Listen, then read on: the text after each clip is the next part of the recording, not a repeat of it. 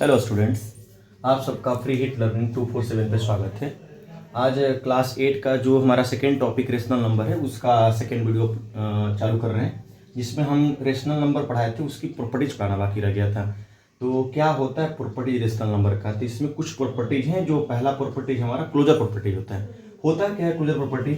जैसे लिखा है कि if we add subtract multiply और डिवाइड, यानी क्लोजर प्रॉपर्टी में क्या होता है, कोई हम रेशनल नंबर ले ले, दो रेशनल नंबर, उसे ऐड कर दें या सब्ट्रैक्ट कर दें या मल्टीप्लाई कर दें या डिवाइड कर दें तो रेशनल नंबर ही आएगा। लेकिन इसमें एक वर्ड लिखे हैं एक्सेप्ट बाय जीरो, यानी जीरो को अगर हम छोड़ देंगे तब। जैसे मैं एग्जांपल ले रहा हूँ, जैसे नॉर्मल एग्जांपल ले रहा हूँ, जैसे मान लीजिए 3 में हम 5 ऐड करेंगे तो कितना जाएगा, 8 आएगा। ये भी एक रेशनल नंबर है, लेकिन डाउट हो रहा है कि सर ये रेशनल नंबर है कैसे, तो हम फ्रैक्शन में लिख सकते हैं ना। जैसे मान लीजिए मैं एग्जांपल देता हूँ 2/3 प्लस 3/3 देते, ऐड करेंगे तो कितना आ जाएगा, 5/3 आ जाएगा। तो ये भी रेशनल नंबर है, ये भी रेशनल नंबर है। 8 लिखे हैं तो इसके नीचे कुछ नहीं, तो दोनों के नीचे 1 लिखा है, दोनों के नीचे 1 है, तो 8/1 भी एक रेशनल नंबर है।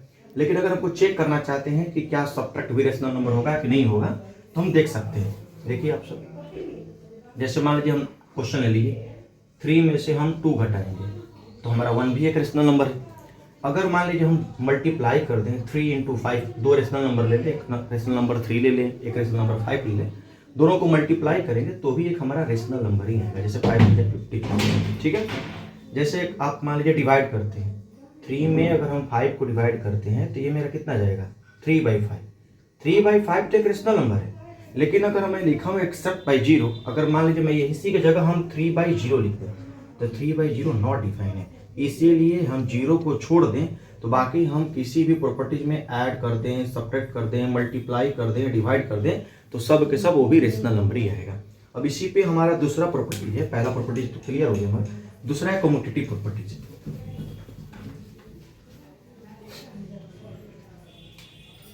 सेकेंड प्रॉपर्टी है कम्यूटेटिव।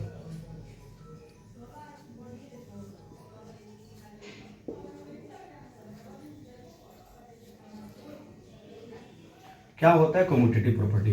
तो कम्यूटेटिव प्रॉपर्टी में क्या होता है कि जैसे दो रेशनल नंबर हम इसमें भी ले लें, जैसे एक रेशनल नंबर ए है और एक रेशनल नंबर बी, तो हम ए में बी को जोड़ दें या हम इसे उल्टा कर दें, बी में ए को जोड़ दें, ये भी क्या हो गया, यही कम्यूटेटिव प्रॉपर्टी होता है। मतलब दो रेशनल नंबर को जोड़े, ए में बी को जोड़े या उल्टा करके बी में ए को जोड़ दें तो ये सब के सब रेशनल नंबर ही आए। जैसे मैं एक एग्जाम्पल दे रहा हूँ, जैसे मान लीजिए हम 2 एक रेशनल नंबर ले रहे हैं और एक 3 रेशनल नंबर ले रहे हैं। अगर हम 2 में 3 को ऐड करेंगे, देख चेक कर लेते हैं, 2 में 3 ऐड कर कितना जाएगा, 5 आएगा। अब हम बोले हैं कि ए में बी जोड़े या बी में ए जोड़े, ये दोनों इक्वल आना चाहिए। तो चेक करके देखते हैं कि क्या इक्वल आता है कि नहीं, उल्टा करके ऐड कर लो। अब 3 में 2 ऐड कर लेते हैं तो 3 2 कितना आ जाएगा, 5, यानी दोनों के दोनों बराबर आ गए। यानी हमारा ये प्रॉपर्टी क्या करता है, एडिशन का फॉलो करता है। इसी में एडिशन के अलावा भी हमारा प्रॉपर्टी है, जैसे इसमें सब्ट्रैक्शन, मल्टीप्लिकेशन, डिवीजन सच में होगा कि नहीं। तो क्या होता है कि कम्यूटेटिव प्रॉपर्टीज में एडिशन, यानी जो हम a प्लस बी जो होगा वो b प्लस ए के बराबर होगा।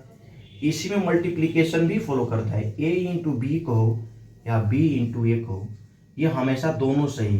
लेकिन इसी का सब्ट्रैक्शन जैसे हो गया, कोई दो रेशनल नंबर लेंगे, अगर a में से b घटा दें या b में से a घटाएं तो may and may not be, equal हो भी सकते हैं नहीं भी सकते हैं। तो हम ये नहीं कर सकते हैं कि कम्यूटेटिव प्रॉपर्टी सब्ट्रैक्शन का फॉलो करेगा, तो सब्ट्रैक्शन का फॉलो नहीं कर सकता है और डिवीजन का भी फॉलो नहीं कर सकता है। चेक करके देख सकते हैं, अगर मान लीजिए हम 2/3 लिख दें, हम 3/2 लिख दें, ये कहाँ से फॉलो करेगा, ये कभी इक्वल होगा, कभी नहीं इक्वल हो सकता है। इसीलिए डिवीजन और सब्ट्रैक्शन का कम्यूटेटिव प्रॉपर्टीज फॉलो नहीं करता है और एडिशन और मल्टीप्लिकेशन का कम्यूटेटिव प्रॉपर्टीज फॉलो करता है। Now third properties is associative properties.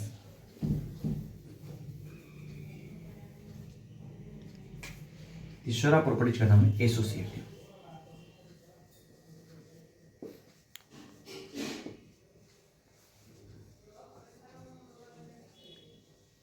Associative property, associative properties क्या होता है, जैसे मान लीजिए मैं रेशनल नंबर ले लिया, अगर हम ए बी और सी में 3 रेशनल नंबर लिया तो हम क्या करेंगे, अगर हम ए और बी को पहले ऐड कर दें उसके बाद उसमें सी को ऐड करेंगे तो ये बराबर होगा, ए रहने दे ऐसी, पहले बी और सी को ऐड कर ले। यही होता है हमारा एसोसिएटिव प्रॉपर्टी। इसे भी एग्जाम्पल से आप चेक कर सकते हैं क्या जो मैं लिखा हूँ वो सही है या गलत है।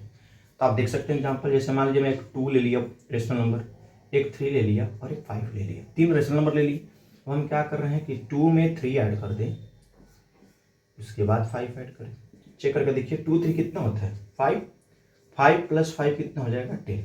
ठीक है, यानी इस पे रखे तो 10 आया। अब एक बार इस पर रख के चेक कर लेते हैं क्या 10 आता है कि नहीं। तो a की जगह 2 है हमारा, ठीक, 2 + b की जगह 3 है और 5 है। तो पहले ब्रैकेट सॉल्व करते हैं, 2 को एज इट इज छोड़ दो ऐसी तरह से, 3 और 5 कितने होते हैं 8, 8 में 2 कितना आएगा 10। यानी इससे ये पता चलता है कि एसोसिएटिव प्रॉपर्टीज हमारा दोनों के दोनों ये क्या होते हैं, इस तरह से इक्वल होते हैं। ऐसे मल्टीप्लीकेशन में भी होते हैं, जैसे मैं जहाँ प्लस लिखे हैं वहाँ मल्टीप्लाई लिख दे, a इंटू बी में मल्टीप्लाई करें तब c का मल्टीप्लाई कर ले, या पहले b में c का मल्टीप्लाई कर ले तब a का मल्टीप्लाई कर ले। तो एसोसिएटिव प्रॉपर्टीज मल्टीप्लीकेशन का भी होता है। जैसे मैं एग्जांपल देकर आपको समझा दे रहा हूँ। देखिए जैसे मैं ऐसे लिख दूँ, a इंटू बी लिख दूँ तब इंटू सी लिख दूँ, या a पहले लिख दूँ b में c का मल्टीप्लाई कर दूँ। तो यही हमारा एसोसिएटिव प्रॉपर्टी होता है। यानी एसोसिएटिव प्रॉपर्टीज भी एडिशन और मल्टीप्लिकेशन का ही फॉलो करता है, डिवीजन और सब्ट्रैक्शन का फॉलो नहीं करेगा। ठीक है, अगला प्रॉपर्टीज है डिस्ट्रीब्यूटिव प्रॉपर्टीज। एक और थर्ड प्रॉपर्टीज है हमारा, सॉरी फोर्थ प्रॉपर्टीज है डिस्ट्रीब्यूटिव।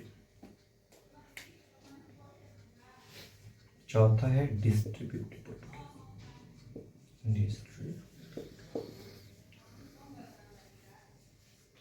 आप सबको कहीं समझ में अगर नहीं आएगा, आप सब कमेंट में लिख सकते हैं कहाँ पे समझ में आए, फिर से दोबारा मैं उसे समझा दूंगा।